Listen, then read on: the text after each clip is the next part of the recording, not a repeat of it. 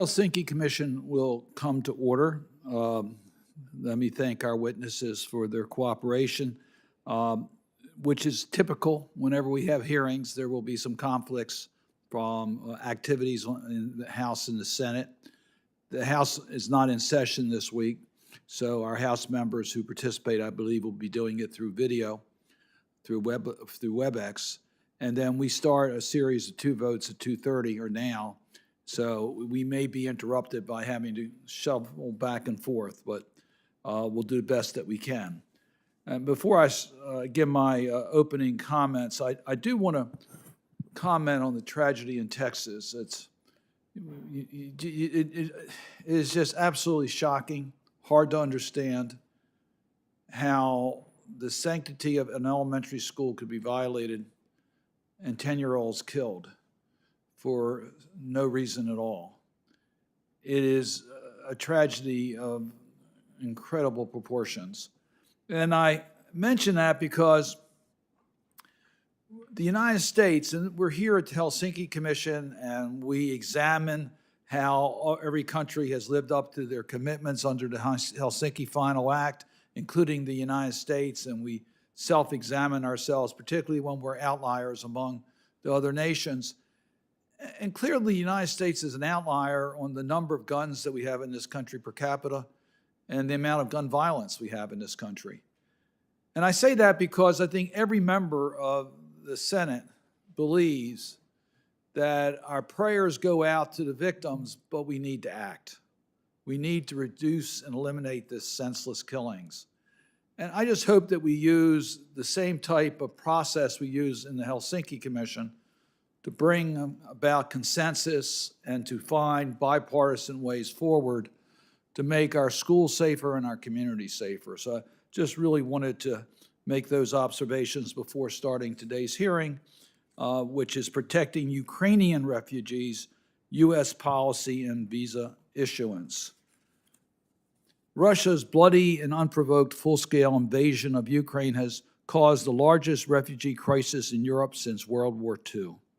An estimated 13.5 million Ukrainians have been displaced by the war, a third of the population, and more than 6 million of those have fled Ukraine to seek refuge in other countries. I would add here that, displaced or not, all people remaining inside Ukrainians are still under the threat from Russia. Given Ukraine's exit restrictions on males from 18 to 60, the vast majority are women and children, and displaced or not, all Ukrainians remaining in Ukraine are at risk. Most have fled to EU countries bordering Ukraine or to Moldova. I want to thank all of these frontline countries for their tremendous effort in welcoming and taking care of Ukrainian refugees. The EU and the European Commission quickly stepped up to meet this enormous challenge. These numbers are staggering. These are numbers as of mid-May. Poland has taken in almost 3.5 million Ukrainians. 3.5 million. Romania, almost 1 million. Hungary, 620,000. Moldova, almost 500,000, and this is a tiny country in size. Slovakia, almost 500,000. These are numbers that are very challenging, to say the least. Now, I didn't mention those that are now currently Ukrainian who are in the Russian Federation and Belarus, because these individuals, many of whom have not been evacuated, they have been forced to go into Russia, and we fear that's for the purposes of literally genocide to wipe out the Ukrainian culture. Poland has taken in the largest number of Ukrainian refugees, according to the United Nations. As I mentioned, 3.5 million. I want to give Poland the recognition it deserves for its historic, and I would say even heroic, response. From the beginning, the people of Poland opened their hearts and their homes, taking care of arriving refugees, many of whom were desperate and traumatized. Polish President Duda recently said, "Dear Ukrainians, your relatives, wives, parents, and children who were forced to leave for Poland are not refugees in our country, they are our guests." The government of Poland has passed legislation providing legal status, work permits, and access to health care, education, and financial and social support to Ukrainians who have had to flee. That's certainly a model that we wish to acknowledge and thank. Ukrainian Foreign Minister Kuluba recently tweeted that the people and the government of Poland have proven to be more than neighbors. Dear Poles, you are those whom Ukrainians trust to look after their families when they go to the front line. This is the highest and most valuable trust. We will also remember what you did for us. There can be no greater praise.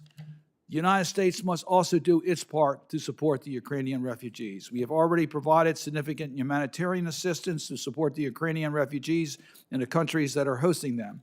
And just last week, the Senate passed a $40 billion aid package providing emergency military and humanitarian aid for Ukraine, including $900 million specifically for assistance for Ukrainian refugees, such as provide trauma and support services, English language training, and housing. We should also take in our share of refugees. While I understand that many Ukrainians want to stay closer to their country in hopes of returning soon, some have relatives and friends in the United States who want to help. In March, President Biden announced that the United States will take up to 100,000 Ukrainians fleeing the war, with an emphasis on vulnerable populations and family reunification. In April, a new program called Uniting for Ukraine established a process by which eligible Ukrainian citizens and their immediate family members can be sponsored by an individual or entity in the United States for advanced authorization to travel to the United States for up to 2 years of humanitarian parole. This is a good step, but we must ensure that the United States Citizenship and Immigration Service has the capacity and resources to effectively administer this program and to overcome its own current backlogs in visa applications. It's now been 3 months since Russian dictator Vladimir Putin decided without provocation to launch a full-scale invasion of Ukraine. Ukrainian forces are pushing Russian troops out of some areas, and some refugees are already returning, particularly to western Ukraine, despite the continued danger. However, it appears that most refugees will not be able to return in the near term. We therefore must consider the sustainability of our efforts and the well-being of refugees. We must ensure that our efforts are as effective as possible. At this point, I would recognize my distinguished colleague on the Helsinki Commission, the Republican chair of the Helsinki Commission, Senator Roger Wicker. Thank you very much, Chairman Cardin, my dear friend, and someone who I've fought with shoulder to shoulder on behalf of freedom for people around the world, and to include everyone within the 57 countries of the OSCE, and who's been a steadfast champion for standing up to the brutality and totalitarianism of Putin's Russia on behalf of the people of Eastern Europe. And thank you, Chairman Cardin, for mentioning the heartache that we all feel for our friends and fellow Americans in Texas. It's cast a pall on this Capitol. The flags are at half-staff, and we struggle to decide what to make of it. But it's good of the chair to mention that. In March, well, first of all, in mid-January, I was with a delegation that actually made it into Kyiv. We were one of the last groups of members who actually made it to the Capitol, met with leaders of Ukraine, met with President Zelensky and others. And then in mid-March, some 2 or 3 weeks after the invasion, I joined several other Senate colleagues to visit the Polish border of Ukraine. We flew into Warsaw. We then made it over to the eastern Polish city of Rzeszów and went by car the next day to the border crossing at Karczowa. We were able to speak with refugees, meet with aid workers, I certainly want to salute the World Central Kitchen and other NGOs who've been very helpful in helping to provide sustenance and shelter for these refugees. I'm not very technical today, Mr. Chairman, but I do have 5 photographs that I would show to you and to our witnesses. As a matter of fact, before the hearing was called to order, I was able to show our witnesses a close-up of these photographs. This is a picture of a long line of refugees there at the Karchova border crossing on the 13th of March.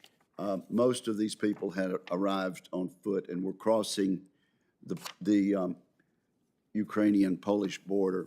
This is a photograph of Kyle Parker, the leading Republican the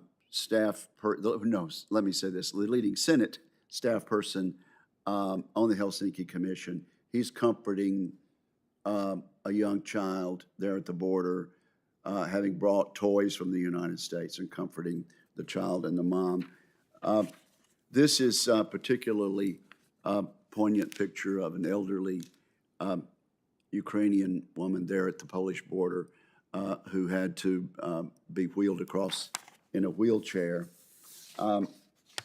One particularly resolute young woman managed a faint smile as she talked to Senator Rob Portman about their travails and their journey over to the border. And then lastly, Mr. Chairman, a small child and his mom caught my eye. The mom was not sobbing, but she could not stop the tears from flowing from her eyes. Just a constant stream. And this is a picture that I captured of the young child reaching up to attempt to wipe the tears from his mom's eyes. And I would ask, however it is possible, Mr. Chairman, that we insert those in the record at this point. Without objection, assuming we can figure out a way to get it into the record, they'll be placed in the record.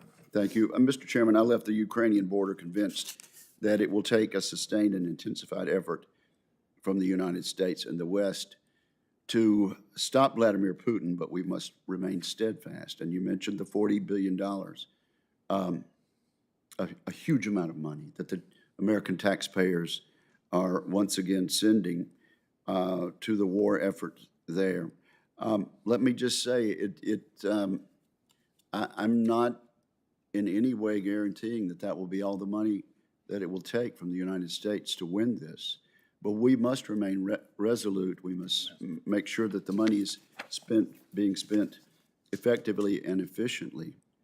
But in my view, victory is the end game and not an artificial appropriation number. I want to thank our witnesses, and particularly Ambassador Magyarovsky.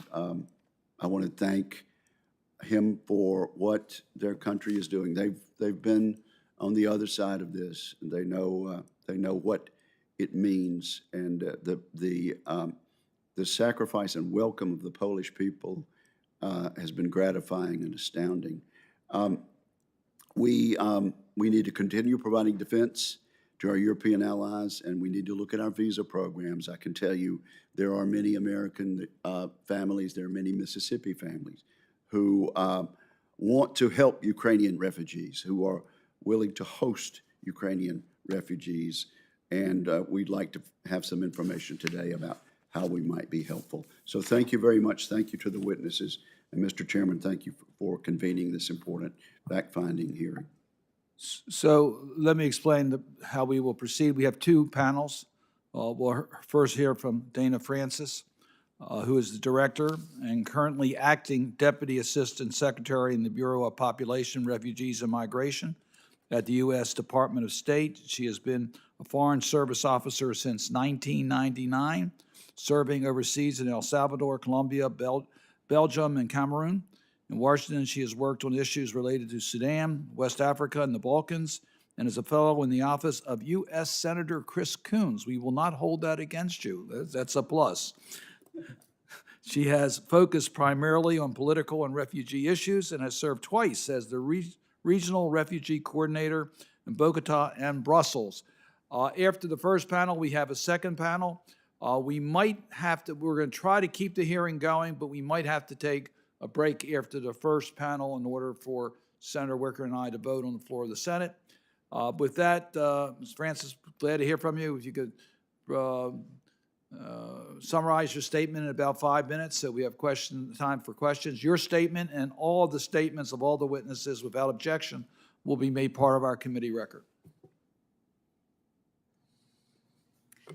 Chairman Cardin, Ranking Member Wicker, and other distinguished members of the Helsinki Commission, thank you for the opportunity to testify today about the work that the State Department's Bureau of Population, Refugees, and Migration, PRM, and our international partners have been doing to assist refugees fleeing from Russia's war on Ukraine.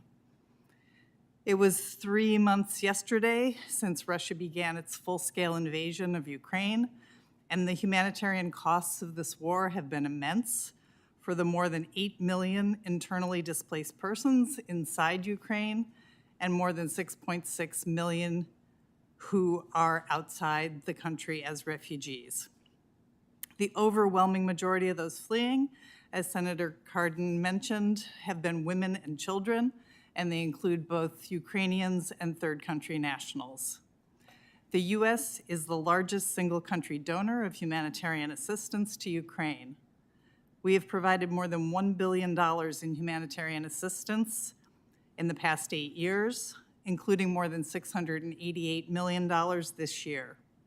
We're working closely with the government of Ukraine, European allies and partners who are on the forefront of this response, as well as international organizations and NGOs to mitigate the humanitarian impacts.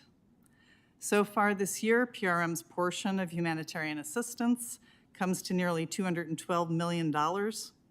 More than $93 million of that has been for efforts inside Ukraine, and then $119 million to support efforts for refugees in neighboring countries. Our funding's primarily channeled through international organizations that are experts in responding to the needs of vulnerable people displaced by conflict, including UN agencies and the International Committee of the Red Cross. With our funding, these organizations provide protection services and urgently needed aid to refugees. They support and bolster the capacities of governments and NGOs to respond. Some of the types of assistance that we provide for refugees are urgent relief at reception centers, including food, safe drinking water, shelter, clothing, emergency health care, mental health care, psychosocial support, legal support, case management, referrals to other services. In addition, we provide multi-purpose cash assistance as an important part of the transitional safety net for refugees. It allows refugees the freedom and dignity of choice for how to meet their needs. UNHCR has established cash assistance operations in Ukraine, as well as in Moldova, Poland, Romania, and Slovakia. Ukraine's neighbors and countries further afield in Europe and the world have demonstrated tremendous solidarity and compassion in accepting and providing care for refugees. We especially commend host countries, Poland and others, that have offered temporary protection mechanisms that allow refugee integration into state welfare systems, access to health care, child care, education, housing programs, and the ability to seek employment. I traveled to Poland and Moldova last month, and I saw firsthand how national and local officials, plus NGOs and private citizens, are responding to the situation.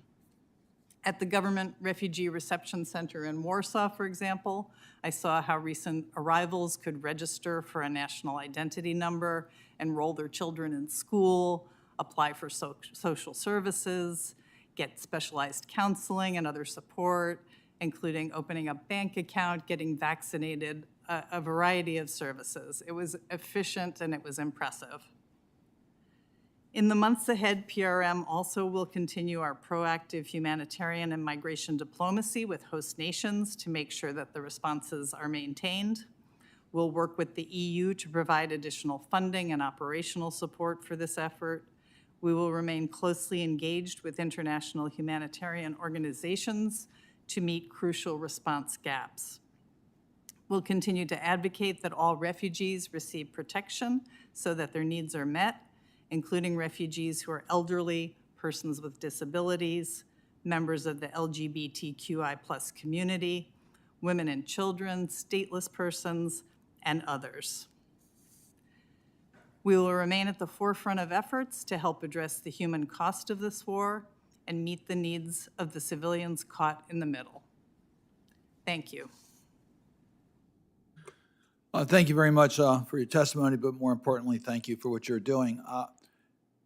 It's extremely challenging for someone to leave their native country to try to take whatever possessions they can under war conditions, in many cases separated from their family members because of the need for their male family members to serve in the military, some with very young children, not knowing when they'll be returning home, to deal with that type of a trauma situation.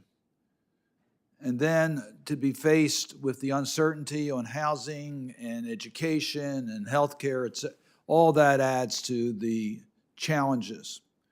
So recognizing just how difficult it is to deal with such a large number of people who have been displaced as a result of Mr. Putin's invasion of Ukraine, just give us as an assessment of how well the international community is meeting the need of this extraordinarily large number of refugees, and how well we're meeting them in each of the countries that have the largest numbers, where there is need for additional attention to make sure that we respond in the appropriate way. Where are the countries that need the greatest degree of outside direction or resources, and what more do we need to do as an international community, as a leader in the international community? Thank you for the question, Senator Cardin. To answer the question most simply, I would say that the international response has been very robust and very good. The bulk of the credit goes to the frontline states that have been hosting the refugees. As you mentioned, Poland has taken in more than 3 million people, and the other frontline states as well. The European Union has come forward with significant funding, as well as the Temporary Protective Directive, which gives people access to a lot of healthcare, education, social services. We've been meeting regularly with other international donors since before, probably around Christmas time, when we could see that this was potentially coming down the road. Right now, the UN has an appeal out for the refugee situation, and they are predicting really significant financial needs through the end of this year. So I think that's the place that the international community can probably contribute most directly to the needs that are out there. And we, at the State Department, will be contributing to that appeal based on the most recent funding that the Senate has just approved. In terms of where there are gaps and what the countries are doing, the countries that are within the EU have had a lot of support from the EU. We were, probably the country that was challenged the most was Moldova, because it's not an EU member state. The government of Moldova has been very forward-leaning in accepting refugees. We've worked with UNHCR and IOM, the International Organization for Migration, to create a corridor so that people can move through Moldova into other countries if they wish to. But the needs there are probably the most significant of any of the frontline states that we've been working with. But again, overall, the response has been quite impressive.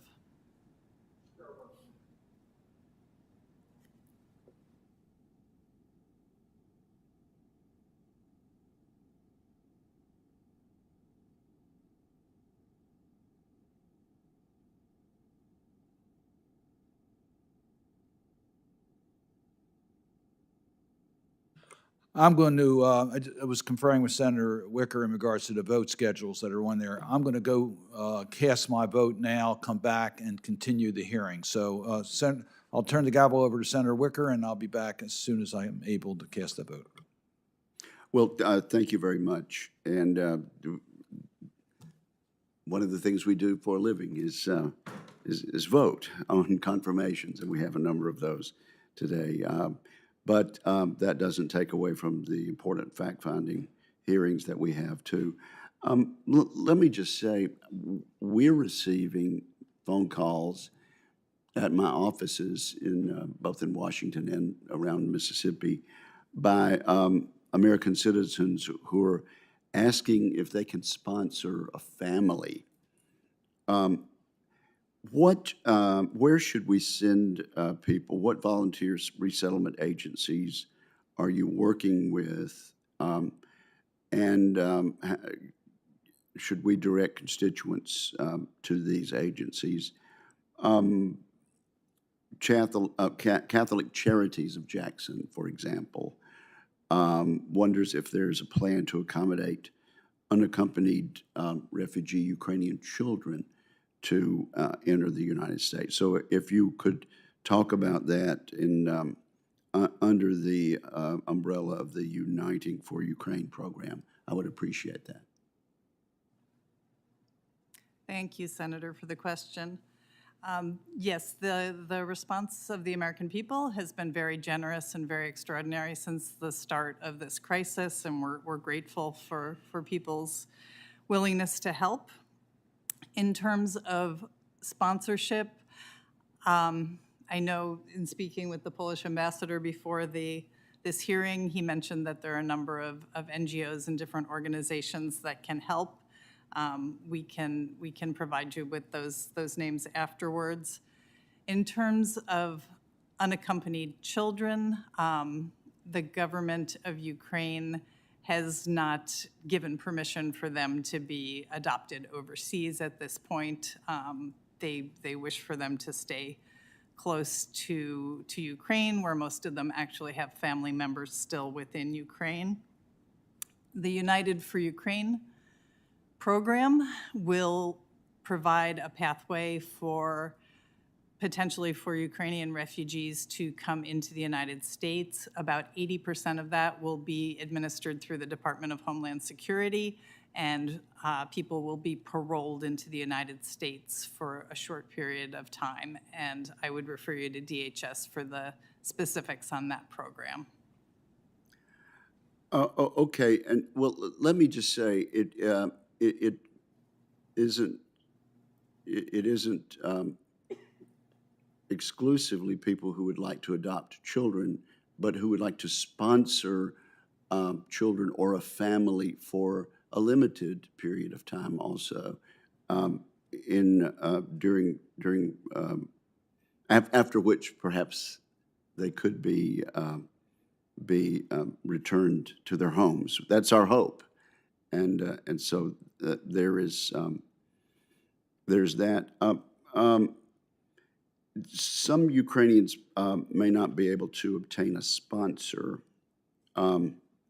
A travel visa may be their only option. Considering the extended appointment wait times for a visa interview, is the United States government looking at something to expedite the visa process for such persons? You're a bit outside my area of expertise at the moment, but there is nothing that I'm aware of. I'd be happy to check with our Consular Affairs Bureau. All right. Well, now let me ask you this, Madam Secretary. Are you prepared to stay here for a few more moments while the ambassador takes the microphone, and perhaps we could have an interaction in Q&A with both of you after he's testified, or do you have scheduling constraints that require you to leave? I'd be happy to stay. Okay, and also, if you suggested that you might be able to provide us names of contact agencies later. Let me just say, if during the next few moments someone on your staff could give you a list that people listening right now in real time could be made aware of, that would be helpful. We don't have a written record of this. It is essentially a podcast, and so if there's any information you could provide for us in that regard, we would appreciate it. Now, if you'll bear with me for a moment.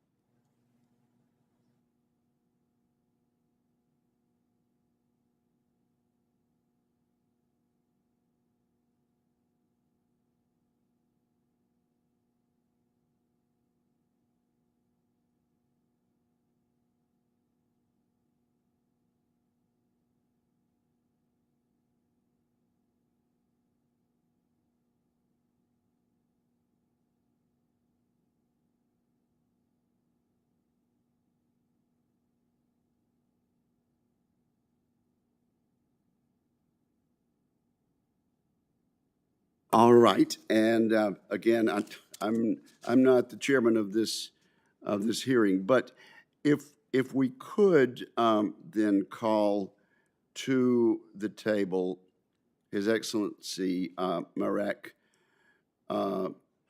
Magierowski, the Ambassador of Poland to the United States, and Irina Manelis, the founder and principal at Manelis Law, to testify with regard to immigration law, I would appreciate it.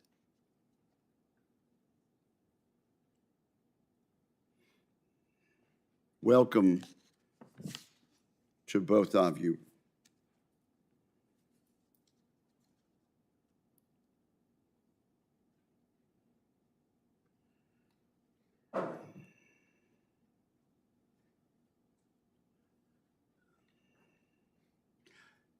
So, Mr. Ambassador, we are delighted to have you. You've worked as a reporter, editor, and columnist for over 20 years before going to work for the Chancellery of the President of the Republic of Poland. From 2017 to 2018, you served as Undersecretary of State at the Ministry of Foreign Affairs. You've also served as ambassador from Poland to Israel. So you have a great deal of expertise for us, and we welcome you and recognize you for your opening statement, sir.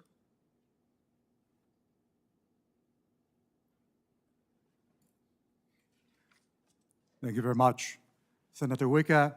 I have already greeted Senator Cardin.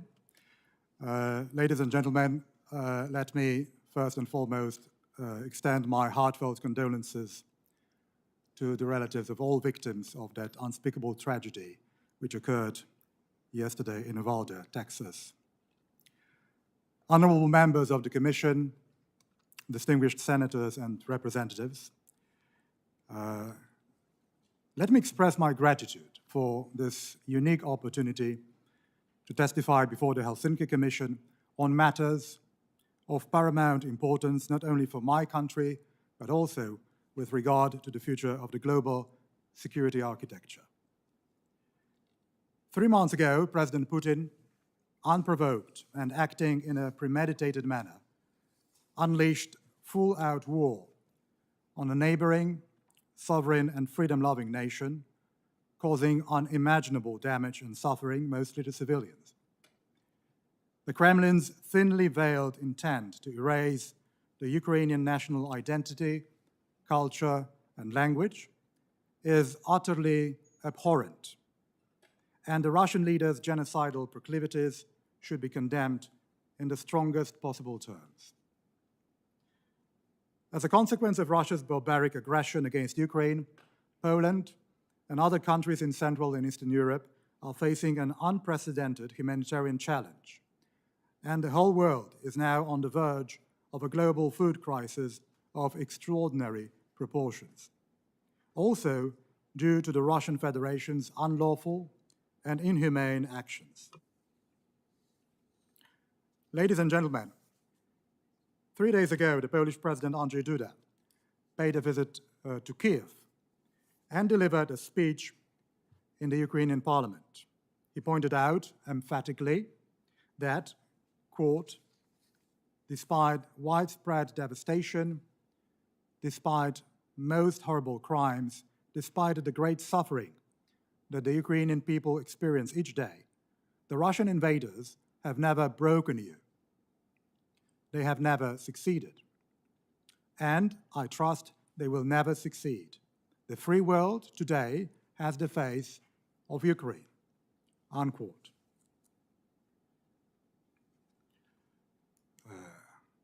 Okay, they are just asking me to interrupt my speech. Just until Senator Cardin. Okay, thank you very much.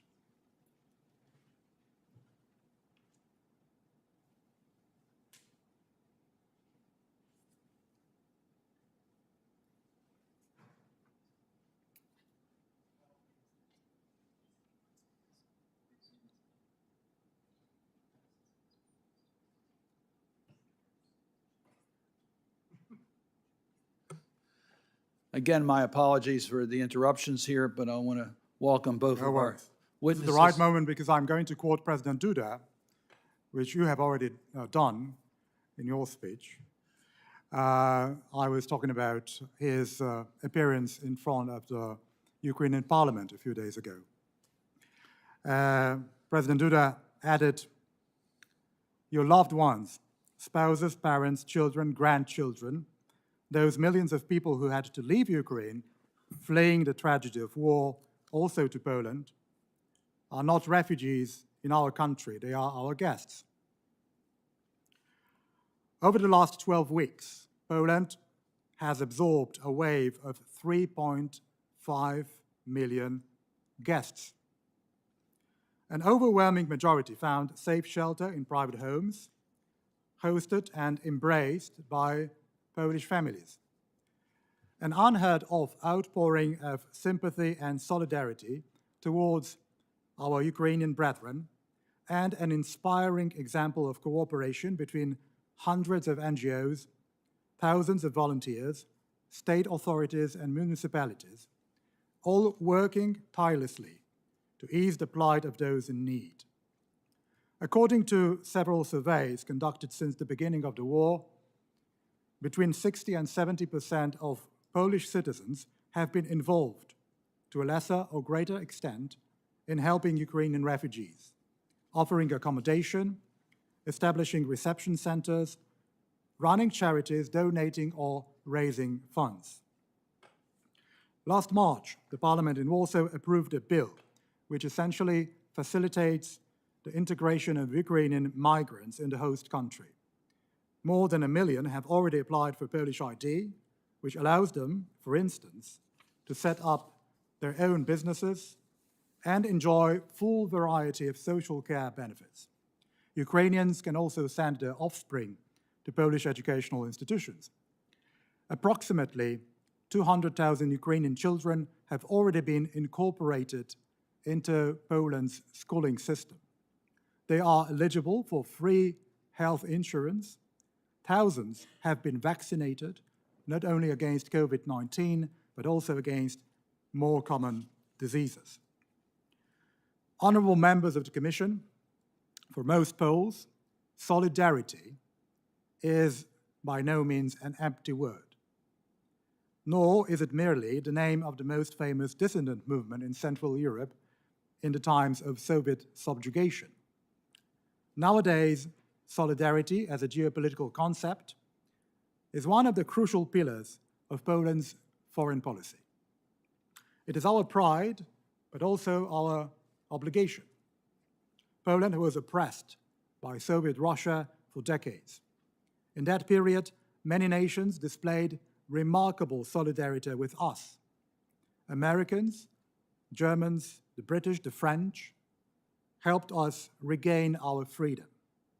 Today, we are helping the Ukrainians defend theirs, arming those who are fighting the Russian aggressor in Ukraine, and at the same time, taking care of their families in Poland. We need this common effort, and we need solidarity to prevent the annihilation of the brave Ukrainian people. Thank you very much. Mr. Ambassador, thank you again for being here. As I said in my opening statement, thank you for your incredible work that your country is doing to deal with the refugees. I had a chance to be with President Duda, as did Senator Wicker, at the 3Cs conference last year, so we had a chance to have some conversations, and we thank you very much for your extraordinary leadership. We'll now hear from Irina Manelis, who is the founder and principal of the Manelis Law.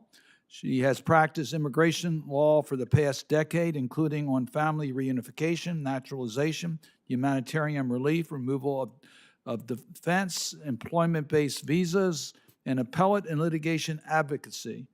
She has been named to Super Lawyers, Rising Stars for Virginia.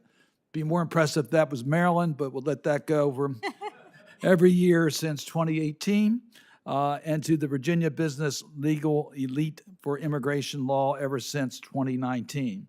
She's also served as a panelist for continuing legal education seminars, presented at the community forums, and published editorials on a wider range of immigration law topics.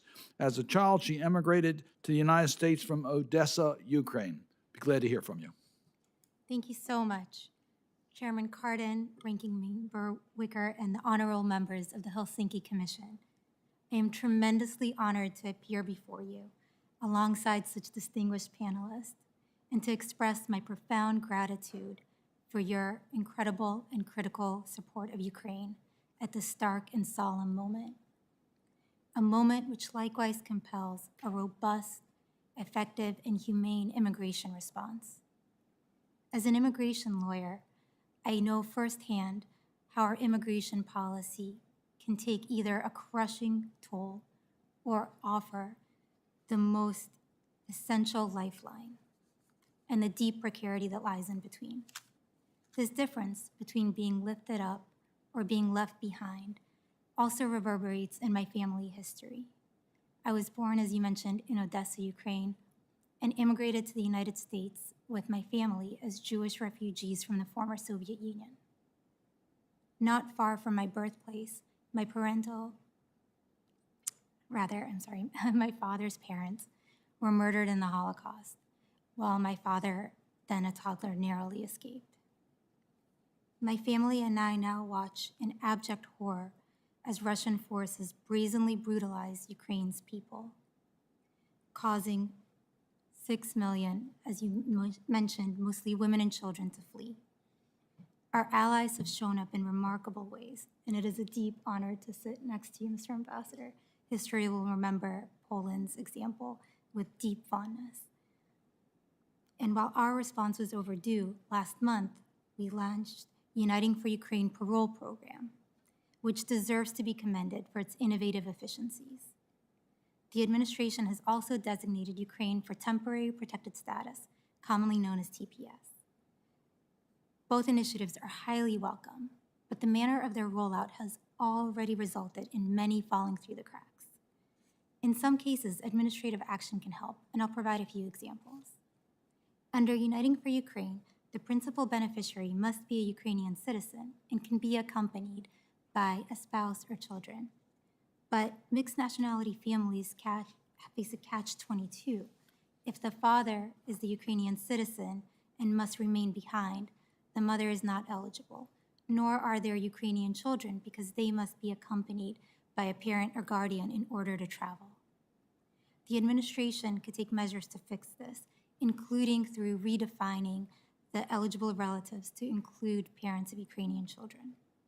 Further, many Ukrainians arrived after the eligibility window for TPS had closed, but before Uniting for Ukraine had begun, and so they've been left in limbo. The administration can act to provide timely and generous extensions of status, and also to redesignate TPS for Ukraine to expand eligibility. Likewise, individuals previously granted parole can be re-paroled. But more broadly, without decisive action, the vast delays that you mentioned afflicting our immigration system will undermine the efficacy of these programs unless measures are put into place. The secret sauce of Uniting for Ukraine, streamlining, automation, and simplification, could be replicated to expedite processing of vital employment and travel authorization and TPS. But still, more is needed. While parole is an important part, it is only a part of a tenable solution.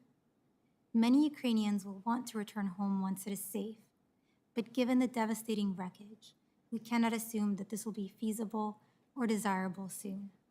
Meanwhile, our immigration laws and backlogs prevent or obstruct people with parole status from obtaining many other immigration options. And amid such dislocation and uncertainty, those who need it should have a legal pathway towards permanent residence, a lifeline Congress can provide. There is also the concern about the potential precedent of using parole to bypass the refugee protections forged in the ashes of World War II, all while Russian forces commit war crimes and as they create Europe's largest refugee crisis since the Second World War. The administration mentioned vulnerable groups, refugee admissions, and Lautenberg in their announcement on the 21st, but it lacked concrete details on implementation or how our beleaguered refugee processing capacities can be equipped to meet the need of this moment. We need solutions, and we can look to previous examples, such as our operation to resettle Kosovo refugees and strategic use of Priority 2 Direct Access Program. In this dire hour, Americans generously and overwhelmingly support providing Ukraine's courageous people with safety here. And we must meet this historic moment with morality and modernity. It will make all the difference. Well, thank you very much for your testimony, and thank you for what you're doing in regards to the immigrant refugee community. Mr. Ambassador, I want to start with a question for you. I acknowledge and I'm very grateful that there is strong international support in every category to stand up to the Russian aggression, including support for the refugees. Financial support and incredible welcoming by the surrounding countries to take in the refugees. It is heartwarming to see this. But we also know that over the last several decades, there has been challenges with the immigrant communities in Europe and in the United States, where there has been outright anti-migrant activities that I find very abhorrent, but it is a reality that we have in our communities. We also know there can be conflicts for employment opportunities or other opportunities in a community in which migrants can get blamed, refugees can get blamed for the frustrations that citizens have. So I start by saying it's been wonderful to see the welcoming in Poland and other countries in Europe. It is very sincere. The refugees are being treated with a great deal of dignity and respect and care.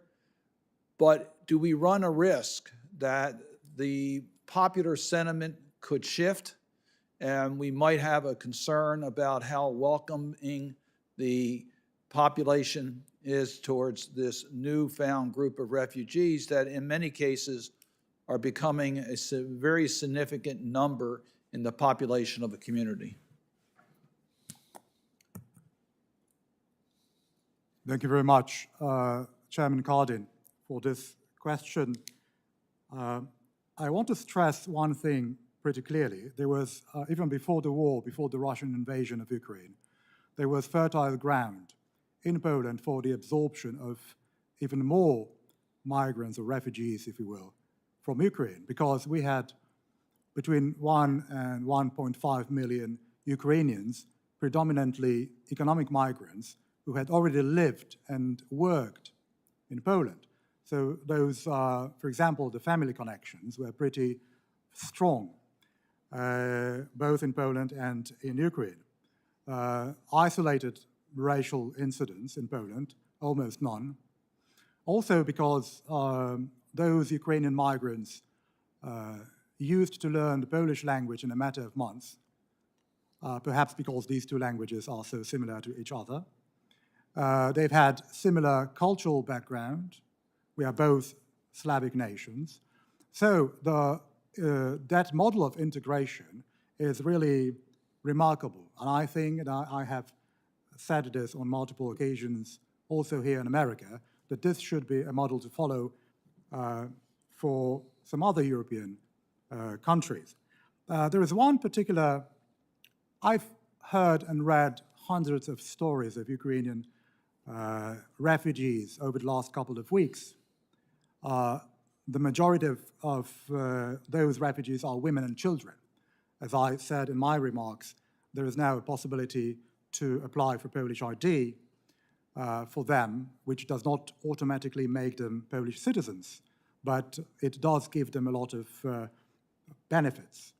And thanks to the statistics that we have been garnering over the last few weeks, we know that 94%, approximately, 94% of those refugees are women and children. And there is one recurrent phrase in all those stories that I have already mentioned. The women who arrive in Poland, they say and they ask, "Do you have a job for me? I want a job. I don't want an allowance." Of course, they are grateful to all those families who host them today in their private homes, but they don't want to be reliant, so to speak, on our generosity. They want to live normal lives, although not in their country, not in their homeland. On the other hand, out of those 3.5 million refugees, roughly 2 million have stayed in Poland. Of course, we can't force them to leave our country. We don't want to relocate them. We don't want to resettle them. As President Duda said, they are our guests. 2 million have stayed in Poland, also because they hope that this war will end shortly and that they will be able to return to their homes in Kharkiv, in Kiev, in other Ukrainian cities. This is a new situation for us, of course. It's hard to predict what as you rightly mentioned, what the social sentiment will look like in a few months. But I believe that what we have shown so far, that tremendous outpouring of solidarity and sympathy will not fade away. It will not vanish. I think this bond is already so strong and so unbreakable that I am pretty optimistic about what our approach will look like, the approach of the Polish nation, the approach of the Polish society in the foreseeable future, in light of this really unprecedented humanitarian challenge. That's an encouraging comment. I must tell you that. Let me, if I might, let me go to Ms. Nallis for one moment. Thank you for your specific suggestions as it relates to the eligibility issues. I think that's important for us to understand United for Ukraine and the eligibility for that program. Also for the changes you're suggesting in the TPS program on date. Those that were here in the United States at the beginning of the conflict were granted the right to remain here under temporary protective status. We had originally some Ukrainians who tried to enter our country through our southern border, and it was a mixed message as to whether they could get into this country or not. It was very chaotic and very inconsistent. President Biden has now announced a specific program with expectations of about 100,000 with this expedited process. Are the individuals that are either here on TPS or are arriving under the United for Ukrainians, is it here because they have family for temporary reasons, or is it more likely that they're going to want to have a more permanent status here in the United States, ultimately leading to the eligibility for citizenship? Thank you so much for your question, Chairman Cardin. I would say there's a range of options available based on who the people are and what their aims are and what their objectives are.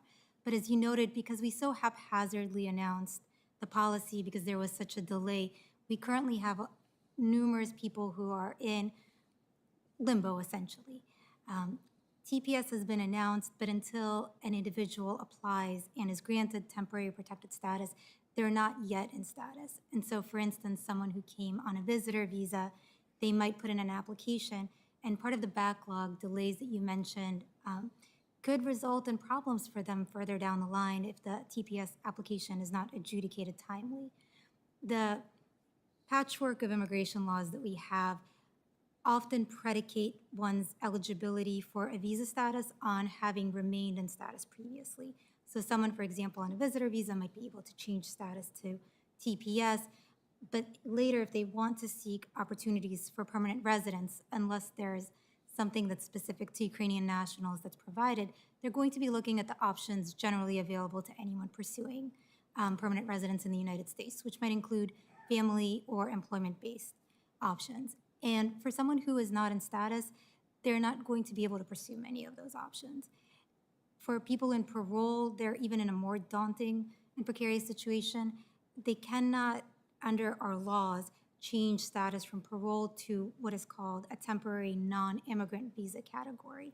So if parole is not extended and they're looking for other options, it's not an easy fix for them to accomplish, nor are they going to be eligible for employment-based adjustment, meaning a green card through the employment process, which is a real shame because the Ukrainian community comes to us with a high degree of skills, a very high level of education, and would otherwise potentially be eligible for certain non-immigrant visas based on employment, as well as potentially green cards based on employment. Let me see if I can get the timing here. A person who was here in the United States at the beginning of the conflict and has applied for TPS status, is it likely that determination has been finalized so that they have status and can work here in the United States? Very unlikely. Unfortunately, one of the key themes that you brought up, Chairman, and that I think I will continue to strike is our system is badly backlogged.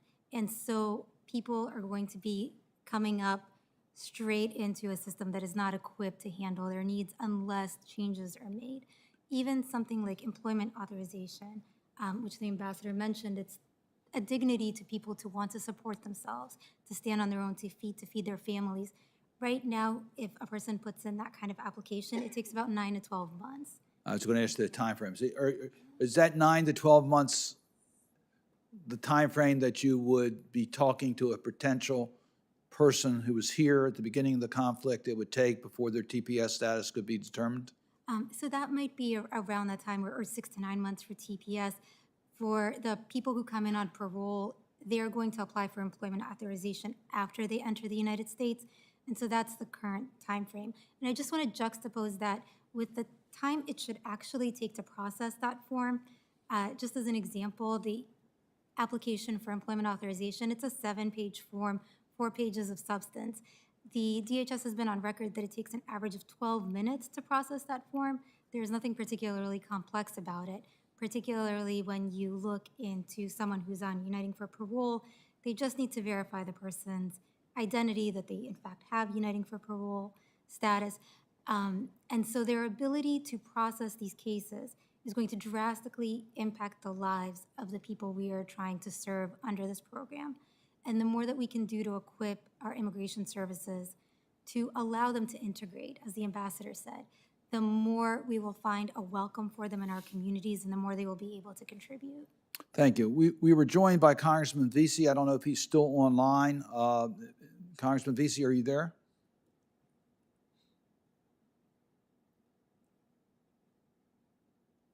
I know he was online.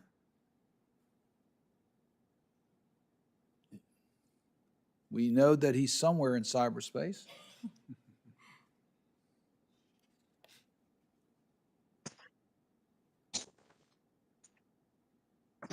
Senator, You gotcha. there we go. Am I recognized for questions? You're up. Okay, thank you very much. I appreciate that. I know that early on in the crisis, we saw in the news about a lot of the refugees being treated differently based on the color of their skin. And I sent a letter to the European Commission asking them to look into the issue. And we have not heard much about that recently, which I think is good. But I was hoping that someone could talk a little bit about, particularly the Polish ambassador. Does he feel that Poland has measures in place to monitor discrimination and ensure that it's not happening now? I was just wondering what sort of changes have been made to make sure that as refugees are moving through the country, that people are being treated fairly. Mr. Ambassador. Yes, thank you very much. I want to assure you that we treated all people who were crossing the border between Ukraine and Poland equally. Of course, if you have to deal with a wave of more than 3 million refugees, you can't rule out that there would be some incidents. But I believe we have been doing remarkably well also in that respect. And I can just refer you to some expressions of gratitude the Polish government received over the last couple of weeks from other governments, India's, Pakistan's, Zambia's. We were helping also citizens of those countries, mostly students, who had studied at Ukrainian universities, and we were actually evacuating many of them with a huge effort of our state institutions. Also part of those reports that you might have read or heard in international media about the so-called unequal treatment of refugees at the Polish-Russian border may have been part of the Russian disinformation campaign, and believe me, we have overwhelming evidence of those malign activities of the Russian Federation also in this sphere. Oh, and that is one of my big concerns, Mr. Ambassador, is as this continues to as we continue to watch this over the news and over the airwaves, making sure that people are being treated fairly, I think, is something that needs to happen, because we certainly don't want the Russians to exploit that. They're certainly not the poster child for how to treat people of different races, but they certainly would exploit that if they felt that people were having trouble moving between these countries, particularly students of color that may have been just studying in the Ukraine and trying to reach safety to a neighboring country like yours. I wanted to switch questions and ask you about human trafficking. I'm not sure if you're aware, but the Helsinki Commission held a hearing last month on preventing Ukrainian refugees from falling prey to human traffickers, particularly so many women and children that are seeking housing. What are y'all doing to make sure that that human trafficking is not taking place? And are you seeing very much illegal activity around human trafficking right now? Senator, I think that the crucial issue, an issue of critical importance, is exactly the care that we have offered the Ukrainian refugees in Poland in terms of accommodation, in terms of their integration into the Polish labor market. This is the best tool that we can use in order to prevent human traffickers from being too active and emboldened in Poland.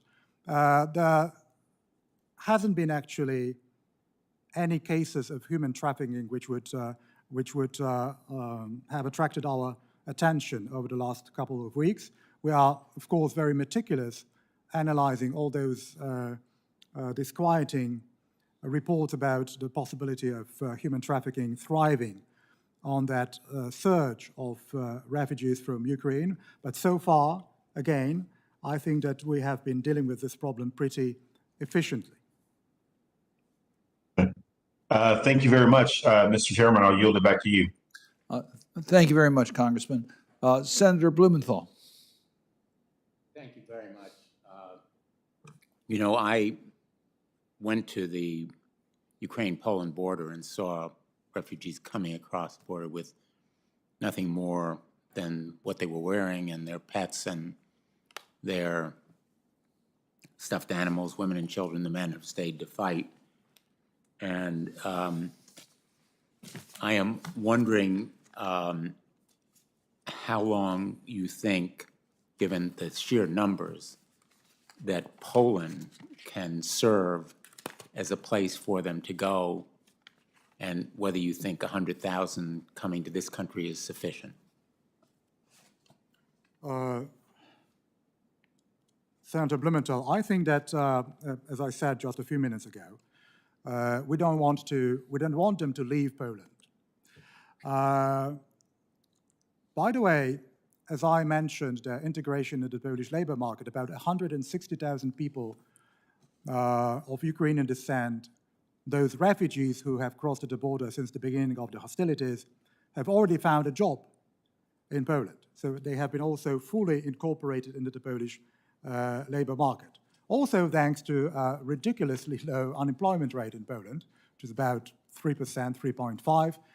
This allows us to absorb that wave of migrants, also in terms of our capacities in this field. Again, it's very hard to predict how this war will go on and how this war will end, because I believe and I hope that that it will eventually end. But I think that the current situation is pretty reassuring and encouraging from our perspective as well. That visit that I also mentioned of President Duda to Kiev and the speech he delivered in the Ukrainian parliament was also an indication of what our intentions are.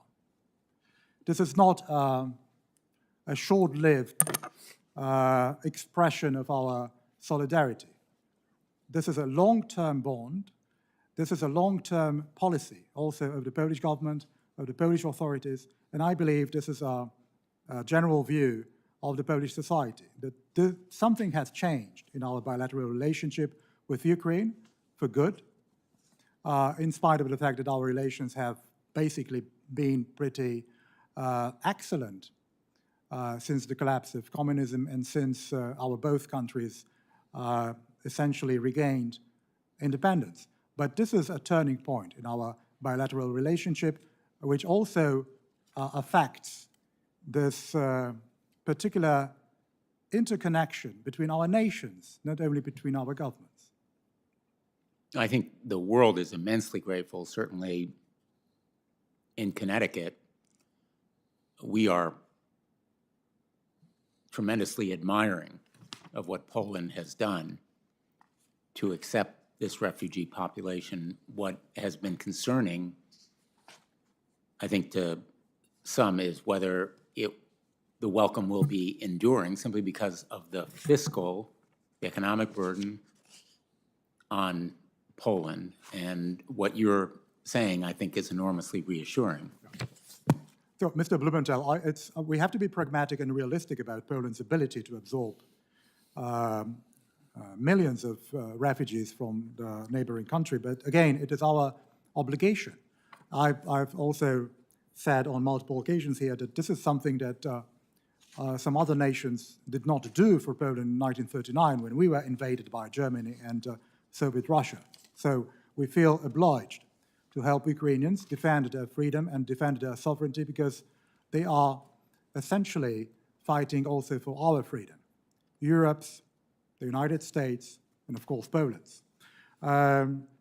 This is of course, my personal view, but I believe that this is a very long-term policy, and this is a very long-term concept of these two nations also showing other nations in Europe how effectively and how fruitfully we can cooperate in spite of these sad and terrifying circumstances we all find ourselves in. Thank you. I really appreciate your being here and your very informative testimony. Thank you, and to all the witnesses, thank you. Mr. Ambassador, I think you are a model for the global community, so thank you for that. I really do think the strength has been the coalition and our commitment to stay with this as long as we need to for Ukraine's victory over Russia's aggression, and that includes how the refugees are being accepted in neighboring countries. So thank you so much for Poland's extraordinary leadership of setting an example for the global community. Ms. Manelis, I'll tell you, we're going to be calling upon you. Now that I know I have a super lawyer on our side, we're going to be looking at how we can work with Secretary Francis to deal with the backlog. Part of our efforts are to get the resources so that we don't have that type of a backlog. We're having a similar discussion today on the asylum issues, where individuals need to have a much more timely determinations than we see today.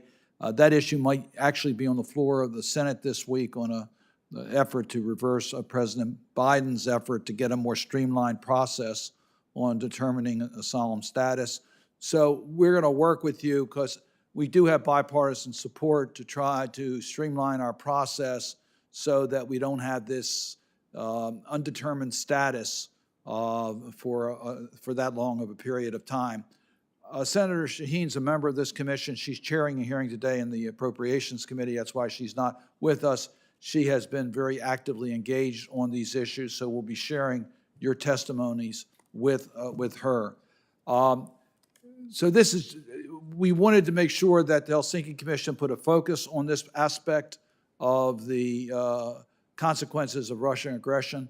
I can assure you we're going to be following up on all these points, and we will probably be reaching out for additional help and information as we try to find a way forward to help those frontline countries in dealing with the refugees, as well as carrying out our responsibility in regards to Ukrainians here in America.